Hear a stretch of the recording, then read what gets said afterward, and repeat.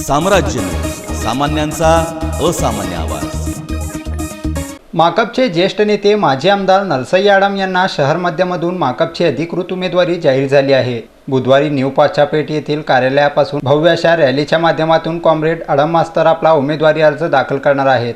अधिकाधिक श्रमिक कष्टकरी कामगार वर्गाने या रॅलीत आपला सहभाग नोंदवावा असे आवाहन कॉम्रेड आडम मास्तर यांनी यावेळी केले। माझ्यासमोर काँग्रेस एमआयएम भाजप सेनेचं आव्हान राहणार आहे। या आव्हानाला सडेतोड उत्तर देऊन मी विधानसभेत पोचल्याशिवाय राहणार नाही अशी सध्याची परिस्थिती आहे।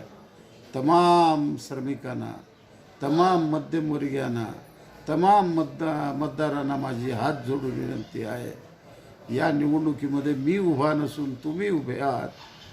तुम्ही या निवडणुकीच्या मैदानामध्ये उतरा आणि CPMचे अधिकृत उमेदवार कॉम्रेड आडम मास्तरला आपण विधानसभेत पोचवाल अशी आशा बाळगतो आणि 3 तारखेला एक प्रचंड शक्ती प्रदर्शन तुम्ही कराल अशी अपेक्षा व्यक्त करतो। दरम्यान मंगळवारी आडम मास्तर यांनी शहरातील विविध महापुरुषांच्या पुतळ्यास पुष्पहार अर्पण करून महापुरुषांच्या विचारधारेला शोभेल असा लढा दे, शहरमध्येची जागा आम्ही खेचून आणू असा विश्वास देखील यावेळी कॉम्रेड आडम मास्तर यांनी व्यक्त केला।